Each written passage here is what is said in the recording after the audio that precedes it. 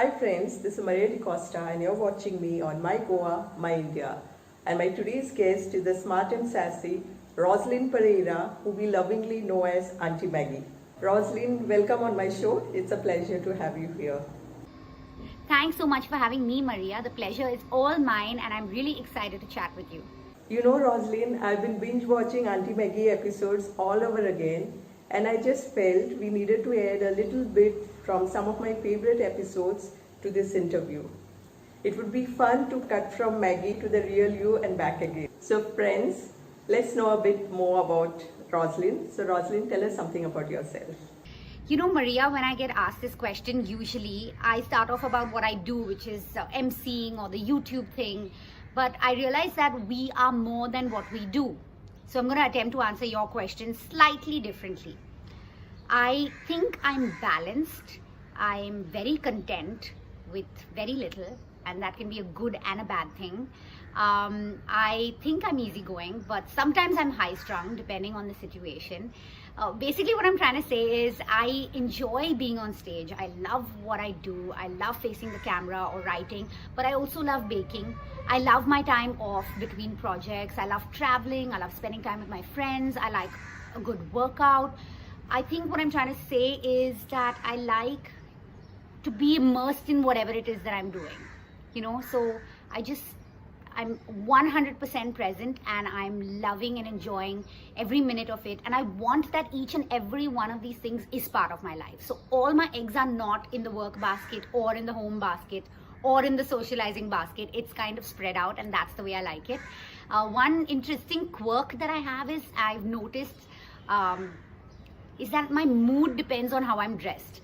So if I'm dressed, you know, in baggy jeans and a jacket, then I suddenly start walking with a different kind of vibe, and I don't know, I feel kind of different. And when I'm wearing a salwar kameez, then I suddenly feel more feminine and I'm a little more soft spoken. So I realized that theater is just in my blood, because this dramatics of costume and persona and roles is just part of my being, and I can't help it.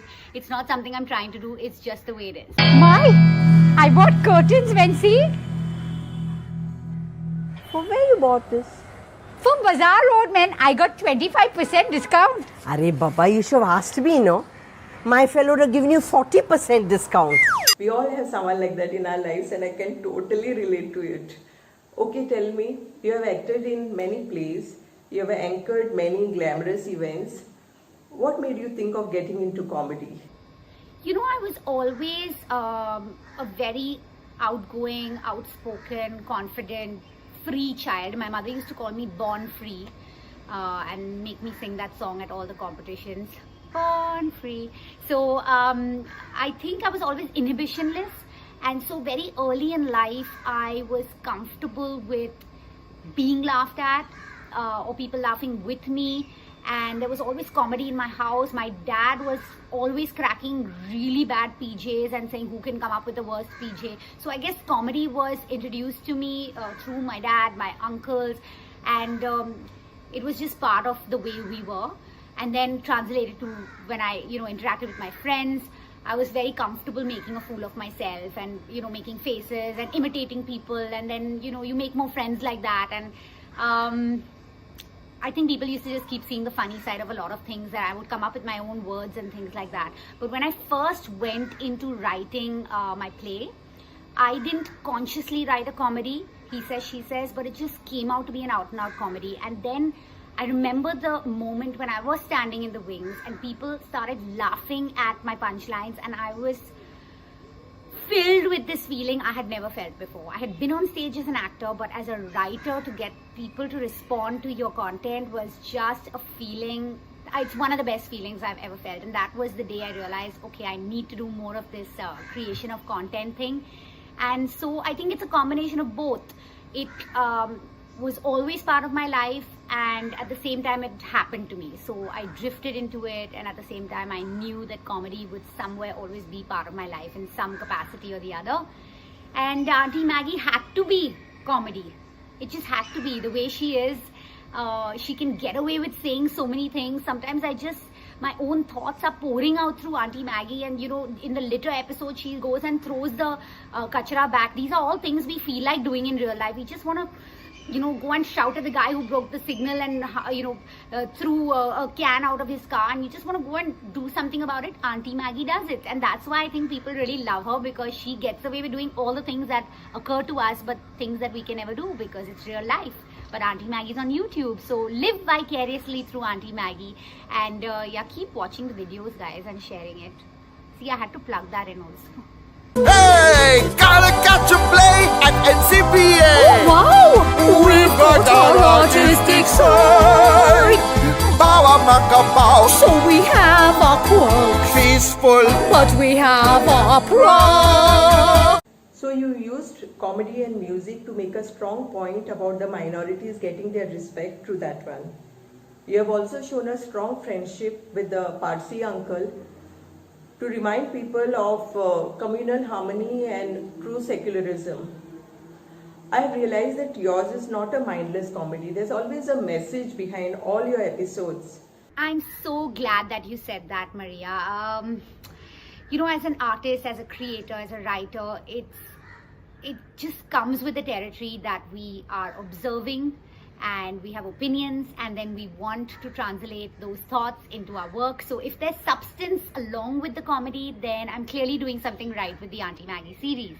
It wasn't always easy, though. In the case of the minorities video, I had just shot with Shahryar, okay, and he was so funny as Mr. Master, the Parsi character. And then I said, oh my god, I have to do another video with Shari, because he's such a good singer as well. And then the idea just came to me that it's a Parsi and a Catholic, they're minorities. Then I went backwards, I found a tune, rewrote the lyrics, and it just fell into place. And the video was a riot. It's done really well with both communities, and it's a nice way to bring to light the fact that minorities contribute a lot to this country. And it's a funny song, and it also shows friendships,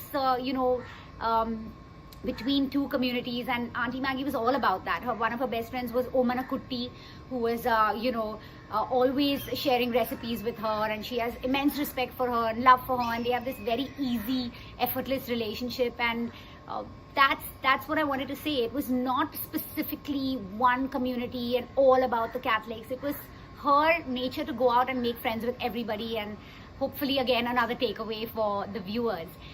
So thanks. I'm happy that that's how it's being seen and received. But it was kung fu fighting. Those in fact, it was a little bit frightening. This is just mad, and I laughed so much.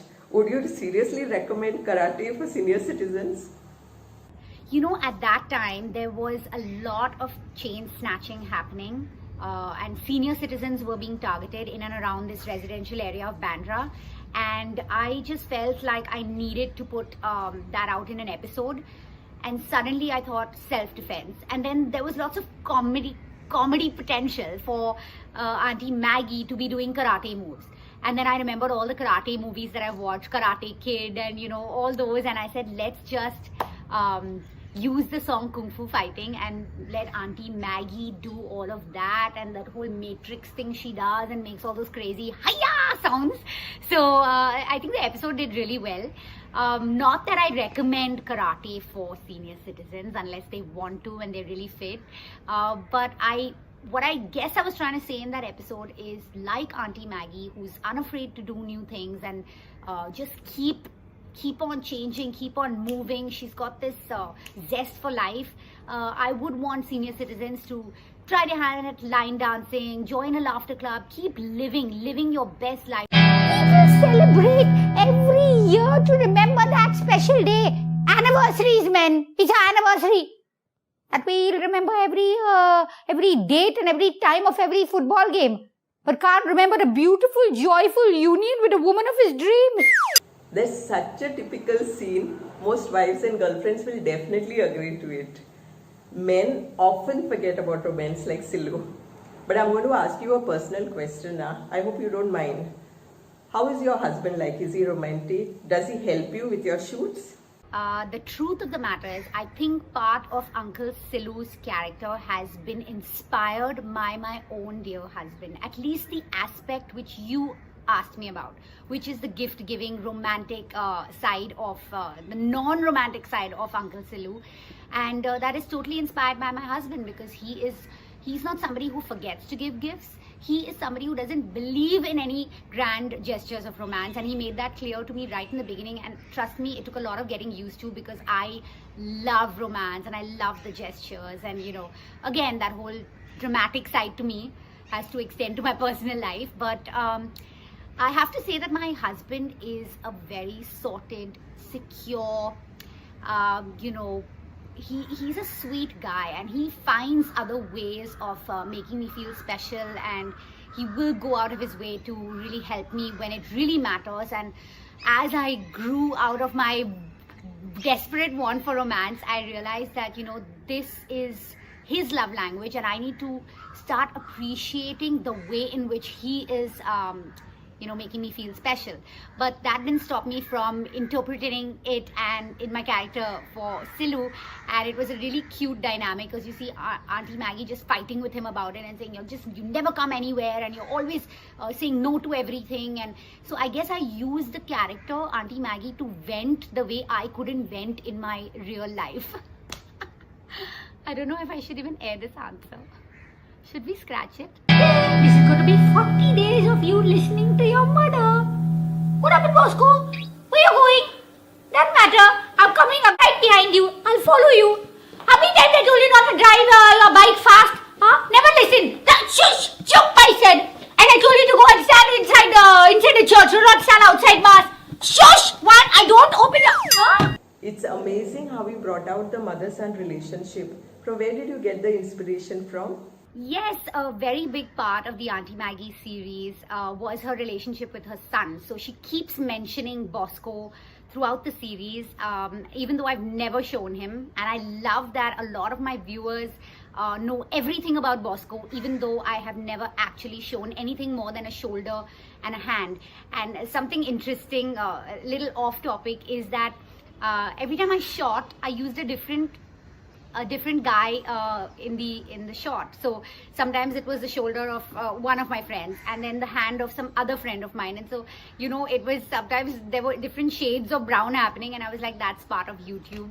But I love that the viewers love Bosco and her relationship. Yes, so I think I've observed, starting with my mom, my aunts, a lot of my friends' mums around, and it would be really funny, especially when my friends had mothers who were very overbearing, so it was very funny when they were mama's boys. So I thought that would be a very funny angle to put in the Auntie Maggie series, where she is like a helicopter mom. And so I have many episodes where Auntie Maggie is snooping on Bosco because she's heard that he's dating someone. Then she's after his blood because he rides his bike fast and doesn't wear a helmet. Many mothers can relate to this, and it's a nice way of slipping in that kind of public service announcement to be safe on the roads, and many other things. He's her one precious son, and she has all her energies invested in him, and so she wants the best for him. So even when Millie comes along and she's trying to set him up with who she thinks would be the perfect girl for him, and there's this conflict of interest with Millie coming on the on the scene. So that whole track was very interesting, and I think a lot of the viewers relate and love it. Again, purely observation, what can I say? All this YouTube and Google and this and that cannot help you, man. The best cooks in the world are the ones who know how to cook from here and from here. You don't need measuring cups and recipes and this and that. You have to know how to cook andaz say, man, Andaz. Now that I know, andaz eggs. Just see this one, man. Bye, Sai Babu host, man. I love watching Auntie Maggie and Millie together. What made you introduce this character? I was already about 100 episodes in, and I felt like the Auntie Maggie series needed a lift. I had teased and kind of, played with the idea of Bosco and somebody and a girlfriend and him getting married, and Auntie Maggie obsessing about when he's going to get married and give her grandchildren. So I said, let's try this.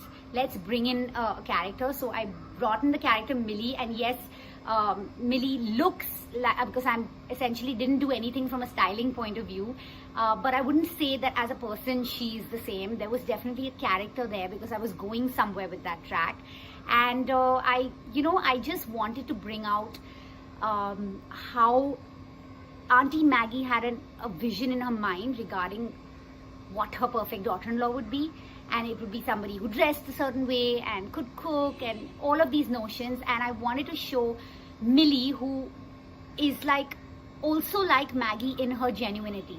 She wears what she wants, she admits that she doesn't know how to cook, she doesn't pretend to be something she's not, but she has a good heart. Her intent towards Bosco, her feelings towards Bosco are all in place. She means well, she's true and honest, and over time she grows on Maggie in spite of all these external aspects that would put Maggie off. She grows on Maggie, and that whole track was, I wanted to show how if you let people be and nobody feels the need to change, then the bond that happens between mother-in-law and daughter-in-law can be a real and lasting one. But it was not easy to shoot the double role of Auntie Maggie and Millie. Those episodes were really difficult because I had to first shoot always all the portions of Millie first, then keep in mind where Maggie would stand. Sometimes have my I would have people help me right with the shoots, and I would put the Maggie wig on them and then just shoot over the shoulder so it looks like Maggie is listening, but actually it's somebody else. And then I'd go and get into the Maggie outfit and then re-deliver the lines and then edit it. But I think it was quite cleverly done, even though it's been done on such a small scale. I don't have some big production unit behind me, but fun to play a double role, very difficult to execute the logistics of it, but I think it was totally worth it. Yo baile yo, tenenene, solo makazai poelo, tenenene, solo makadina zana tuzo fotolo toklo. All we Goans were very happy when we saw those 3 special episodes shot in Goa. Even the one with the Goan written girl has the highest number of views, I think, on your channel. So what we want to know is, since you stay in Mumbai, how aware are you of what's happening in Goa? So I can't wait for the day that I can just move to Goa and make it my permanent home. I'm a Goan, so I think every time I come to Goa, I just feel at home. I feel at peace. I feel like this is where I belong, and it's just the best place on earth. Of course, I'm aware of what's happening in Goa. I think currently the Goans are most troubled by the fact that there's an influx of tourism. People are, just pouring into Goa. Goa was doing really well during this pandemic with almost 0 cases, and now, unfortunately, the local Goans are getting affected, and I don't think it's fair to them. There's also, the whole protected forest areas that are being threatened right now at Mole, and I know that, that the locals are very passionately trying to save these wildlife sanctuaries and these areas. Right now there's a whole railway track coming through just to transport coal. It seems like it's the agenda of a few, and I really don't know. I just feel like if the people at the center spend a little more time and think about this long and hard. I mean, we've got a beautiful haven that is our Goa, and I feel like there's always a solution if a little more thought and a little bit more consideration for the residents and the local people of Goa is considered, then we can find a way. So my love goes out to all my Goan fans, who watch Auntie Maggie regularly and have shown me so much love. I got a couple of articles written about me right in the beginning when I had done hardly 10 episodes. So all of the support and love means a lot to me, and hopefully I will be there really soon and just settle down with a nice glass of Fanny in my hand. And now I got a hairline fracture, Joe. But that is nothing, Ray. 1 year ago, no, I was driving my Lambretta, and this SUV coming from the wrong side, he comes and bang me. I had a hip fracture. You're so beautiful. Tell us, how does it feel when you have to make yourself look old and fat? Thanks, Maria, for all those kind and sweet compliments. I really appreciate it. How do I feel getting in the costume? Look, it's a role, right? It's a character that I've created. So now it's my job to commit 100% to bringing that character alive. And the truth of the matter is that I enjoyed getting into the Auntie Maggie costume. So it's a big fat suit, and while it was very hot and uncomfortable, it gave me the opportunity to move a certain way, walk a certain way. Like I enjoyed jiggling the belly, and a really funny thing is that I've used the costume for so long that the costume has started to give way. So now what was supposed to be Auntie Maggie's bosom and her buttocks has now reached the back of my knees and my belly, and I have to keep pulling it up between shots. So if you see the behind the scenes, it's actually quite hilarious. Anyone around is always like, oh my god, what is happening here? Because it's so inappropriate the way I keep doing that, but I have no time. I have to keep getting on with the shot. So yeah, it's hot, but I enjoy it because it's crazy. And one of the things that I love about Auntie Maggie as a character is that she doesn't care how she looks. She just owns the world. That's how she carries herself. And I think if my viewers have to take anything home, it would be that. Own your space, own your life, and nobody else's opinion about you and your choices or how you look should ever matter. So that's how it is. If they're loving my portrayal of Auntie Maggie and they're enjoying her endearing quirks, then that's the ultimate compliment for me. तू क्या करता है? Aunty आप इधर मत देखो. तू public में सुसु करता है और बोलता है इधर मत देख. ऐसा लॉजिक है क्या? What plans do you have for the series Auntie Maggie? What can your fans expect? Okay, so immediate plans for the future would be to continue the Auntie Maggie live sessions, which I do on Instagram, YouTube, and Facebook. I did it for 2 months, and it's a really great way to engage with all the Auntie Maggie viewers. So we play games, and I come up with funny games like Distat and all that. And then I came up with Sing Men Simon. So all these funny games which involve guessing songs and things like that, and the viewers are so fun. They crack their own jokes and add to the whole ambience on that live chat. So it goes on for 1 hour, and I can answer them real time. They say something and I can comment, and I'm like, who said that? And it's a lot of fun. So I'm going to do that again in December, and I have prizes to give out this time. So I think that everyone should join my live sessions 8 o'clock on Monday. And in the future, I mean, there's so much I could do with this show. I could really blow it up and do it in a bigger way, but I need definitely, if someone wants to start a crowdfunding channel for me to get some kind of monetary returns from all the effort. Time is money, and I put in so much effort that I need there to be some kind of return. While I've been loving and living on all the love and appreciation and the messages that I get from my viewers, really is the soul that keeps me going. Going forward, if I have to take it bigger, I would definitely need more, some kind of sponsorship, some kind of, somebody funding me from the back, and then I can do wonders with the show. Come up with fun merchandise, and there's lots of potential for Auntie Maggie. If people really love it, they should make it happen for me. What do you say? Otherwise, this one-man show, it can get exhausting. Thanks a lot, Rosalind, for this interview. And thank you one more time for showing such keen interest in this interview and contributing to it to make it, more interesting. Thank you, thank you, thank you. Before you leave, there's something you have to do. Absolutely. Guys, please like, share, comment, and subscribe to Maria's My Goa, My India channel. She's going to be doing a lot more fun interviews like this one. And so show her some love and support. Also, please go to my channel, Raw City, and watch the Auntie Maggie videos. There's over 200 of them. If you haven't seen them already, and if you have, there's always a rewatch. So refresh your mind, and it's definitely got rewatch potential, I think. So guys, go watch it, and thank you so much for taking the time out to watch this interview. It means a lot. Mwah.